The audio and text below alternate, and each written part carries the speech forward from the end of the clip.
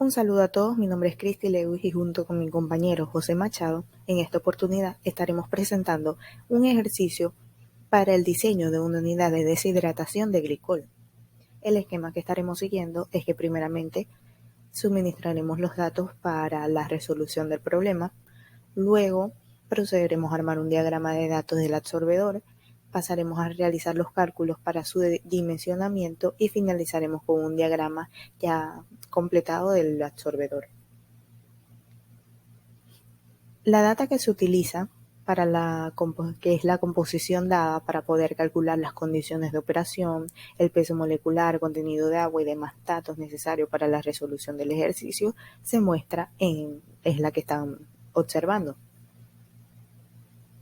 Se debe calcular el contenido de agua del gas de acuerdo con una serie de correlaciones y diagramas empíricos como en los ejercicios realizados anteriormente. Igualmente, la presión subcrítica, la temperatura subcrítica, el factor de compresibilidad, la gravedad específica y el peso molecular del gas ya lo calcularemos de la misma manera en la que hemos calculado estas variables en los ejercicios anteriores. La temperatura de operación será 80.33 grados Fahrenheit y la presión de operación o la presión en la que ingresa el gas es de 1678.03 psi.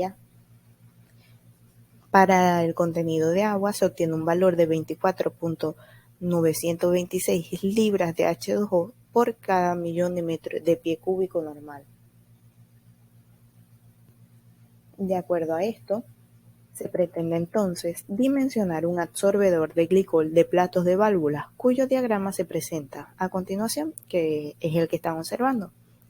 En este diagrama vemos cómo el gas hidratado entra por el fondo y sale por el tope, el gas con bajo contenido en agua. En contracorriente, entra el glicol pobre por el tope y sale por el fondo el glicol rico en agua. Para el diseño de la unidad se suele asumir una relación entre la cantidad de TG que ingresa al sistema y la cantidad de agua que se remueve. Este valor se ubica generalmente entre 3 y 4, por lo que para este ejercicio se tomará una relación de 3 galones de TG por cada libra de agua. Una concentración de ingreso del 99% de TG pobre tiende a arrojar muy buenos resultados para la deshidratación del gas natural, por lo tanto es la concentración a la cual estaremos trabajando. Para el requerimiento del contenido de agua saliente, luego de la deshidratación, es un parámetro igualmente seleccionable. En esta ocasión se tomará como requerimiento de salida 6 libras de agua por cada millón de pie cúbico normal. Procedemos entonces al dimensionamiento del absorbedor. Primeramente calculamos la temperatura de salida. Para esto se debe ubicar la temperatura de rocío a las condiciones de salida de agua en el gas. Se utiliza la figura que se muestra y con la lectura de la gráfica se obtiene un valor aproximado de 32 grados Fahrenheit.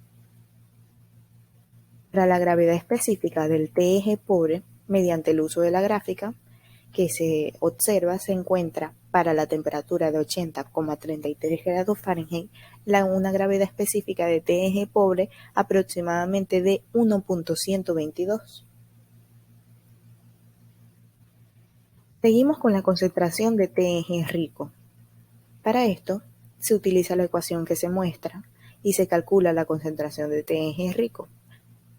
Para obtener la densidad del TG pobre, se tiene que realizar una multiplicación de la gravedad específica por 8.34 libras sobre galón y obtenemos un valor de 9.37 libras sobre galones de densidad. Entonces, para la concentración de TG rico obtenemos un valor de 0.9559, es decir, cerca de un 95.59%. Se sigue con el agua removida. Para esto se utiliza la siguiente fórmula y se realiza el cálculo, el cual da como resultado que el agua removida son 19.715 libras de agua por hora. Seguimos el diseño calculando el tamaño del contactor, primeramente el diámetro. Se utiliza la figura que se muestra para ubicar el diámetro acorde con la cantidad de gas con la que se está trabajando. Extrapolando la gráfica con una capacidad de 25 mmscfd constante para las presiones nominales de 1000 psig y 1200 psig.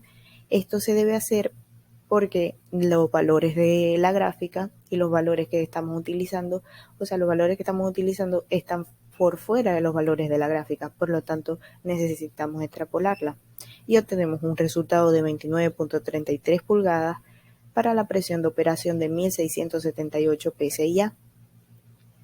Se requiere entonces calcular la capacidad del gas, por lo tanto, devolviéndonos a la gráfica y extrapolando nuevamente con los valores obtenidos, extraemos la capacidad del gas y obtenemos un resultado de 21.4 millones de pies cúbicos normales diarios.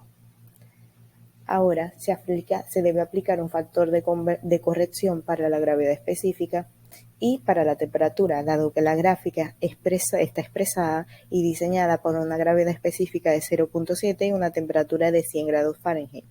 Entonces, realizando una corrección por temperatura y una corrección por gravedad específica y aplicando la ecuación que se muestra, obtenemos que la capacidad del gas es 22.37 millones de pies cúbicos normales. Muy buenos días, mi nombre es José Machado y voy a continuar con el punto de presión del punto de rocío. Para la depresión del punto de rocío, primero se calcula la temperatura con el delta de temperatura, que será temperatura de operación menos temperatura del punto de rocío en grados Fahrenheit. En este caso, obtuvimos un resultado de 48.33 grados Fahrenheit respectivamente. Posteriormente se calcula el contenido de agua, que se calcula como la diferencia entre el contenido de agua en la entrada menos la salida, y será igual entonces a 24.926 que teníamos de entrada, menos 6, que es lo que se quiere reducir. Tenemos entonces un cambio de 18.926 libras de H2O sobre mmPCN.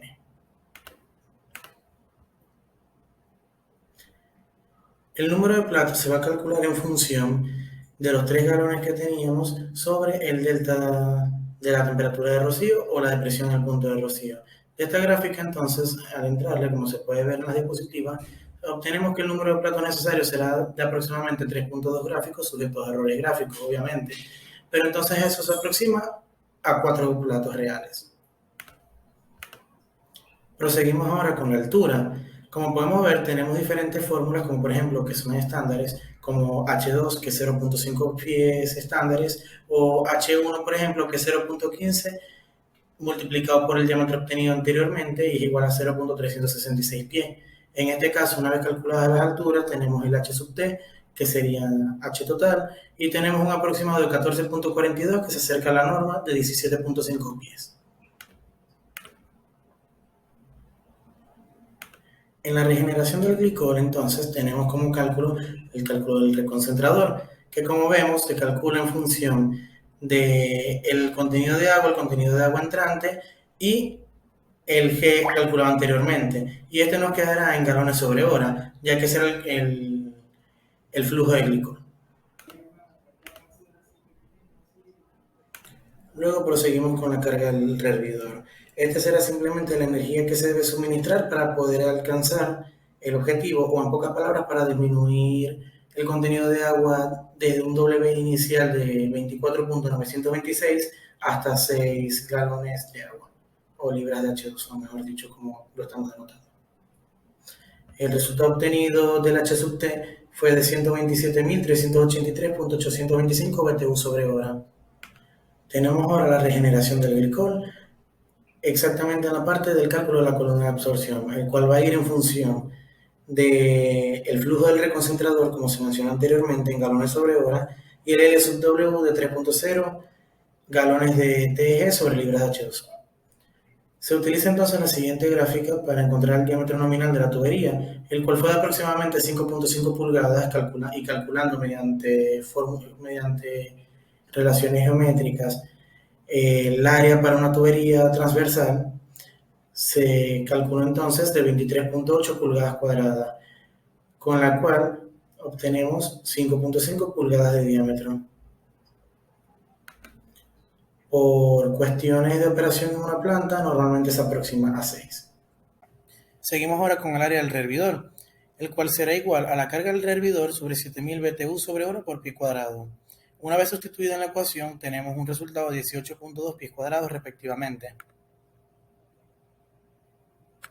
Y por último tenemos en regeneración del glicol el volumen flash, el cual se debe emplear un separador flash que elimine los hidrocarburos presentes en el glicol, donde con la letra B se denotará el volumen de sedimentación requerido en el separador en galones, con la L tenemos la tasa de circulación del glicol en galones hora, como se había comentado anteriormente, y por último el tiempo de retención, que será de 5 minutos. Una vez sustituido, tenemos que entonces el volumen flash va a ser igual a 6.4916 galones. Por último, se muestra el diagrama final en el cual podemos ver un balance completo tanto de materia como de energía, y donde se denotan también las presiones, gravedades específicas y temperaturas de todo el sistema.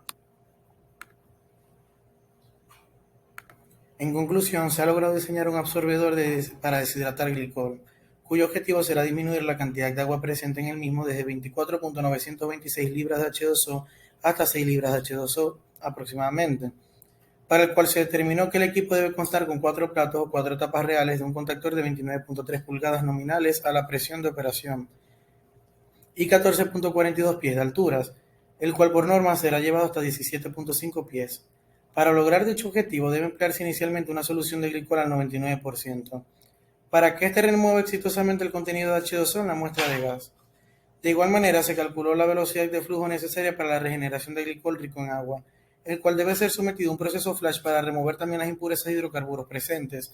Para ello, el rehervidor debe poseer un área aproximada de 18.2 pies cuadrados para manejar 77.9 galones hora de glicol. De igual manera, la columna de absorción debe contar con una tubería de 6 pulgadas y un área de sección transversal de 23.8 pulgadas cuadradas. Muchas gracias.